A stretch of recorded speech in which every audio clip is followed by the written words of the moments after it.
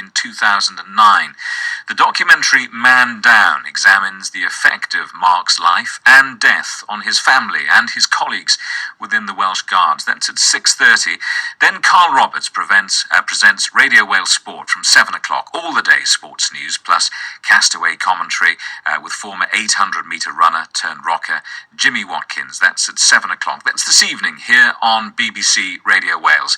Well, back to this afternoon, and this is a rather personal question, isn't it? Do you use a deodorant or an anti-perspirant? The trend in Hollywood these days is apparently to go au naturel, as the actress Cameron Diaz has recently revealed that she doesn't. She hasn't used a deodorant in 20-odd years. She's not the only one. Fellow actress Julia Roberts is also on this list, and the actor Brad Pitt and many other stars. Let's talk to Tania Wedin, who's the owner of Not the Norm Ltd. Tania, can we count you amongst these ranks? Do you use a deodorant or a perspirant? You certainly can. I have not used a deodorant or a perspirant for a long, long time. No, I advocate au naturel, absolutely. Why? Well, I don't like the idea of putting toxins on my body, knowing full well that they will get absorbed into my body. It's not something that really appeals to me. Sweating is a natural process, and provided you keep your personal hygiene, under control, I think at the end of the day you're not going to stink too much. And I think these celebrities certainly wouldn't be invited to these shows if they were smelly. I don't think body odor is an issue when you go au naturel, unless you're probably putting too much rubbish into your body, which is what the perspirant is trying to do, is get that all out. Tania, I can't remember if we go back a decade or so ago. The big concern then was about aerosols and the stuff in aerosols ruining the planet.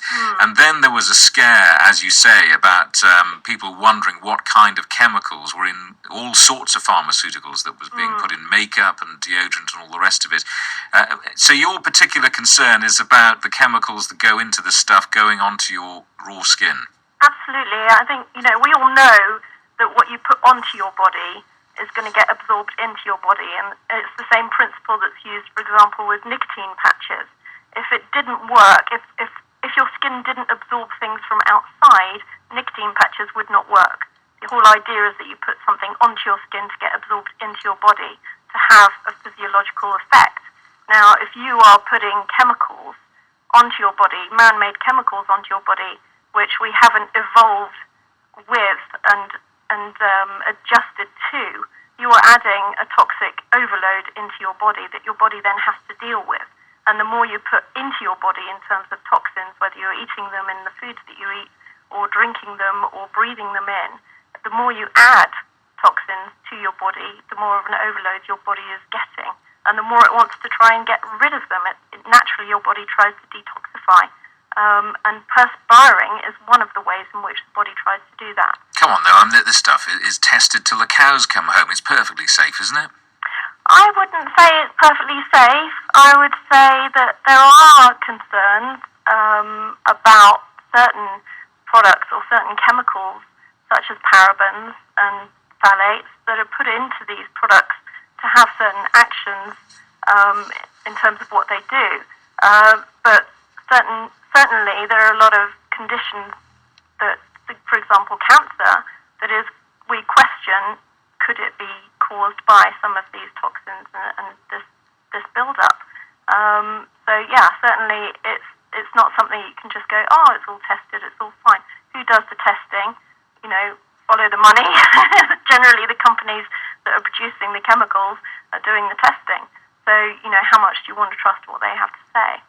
Well, you smell very fragrant from this distance. Tell me, what do you use then? What's your system, if not deodorant? Right. Well, personally, I don't mind perspiring. I think that's a natural thing, and if I perspire, I have a wash and clean myself down. That's fine. In terms of deodorizing, I use a salt rock, which I think are becoming very popular these days. They're actually doing them in the supermarkets. You can buy salt rocks which have natural salts that deodorize the sweat. And I think if you sort of keep your body hair on your armpits, for example, to a minimum, you're not going to be harbouring the bacteria that creates the odour in the first place so easily. So, it's just it's about managing your personal hygiene rather than sort of trying to cover it over. I can hear a scream from the world's pharmaceutical industry. Squillions of pounds around the world, and dollars no doubt, is sliding off the value of these companies. And you're saying we've been conned for years and years, basically. I'm not saying we've been conned. It's a clever marketing thing, isn't it?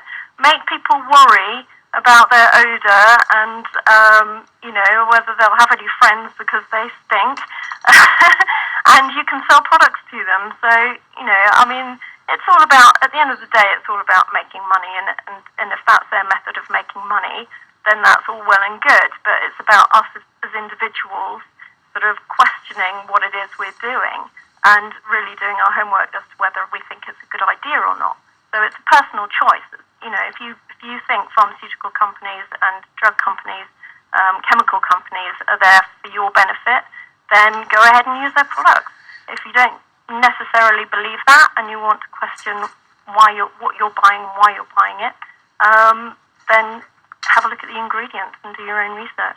Tania, food for thought. Thank you so much for coming on the programme. Tania Wedin, the owner of Not the Norm Ltd. News, sport, travel and weather from the BBC Next. Larry Shawn takes over at 1.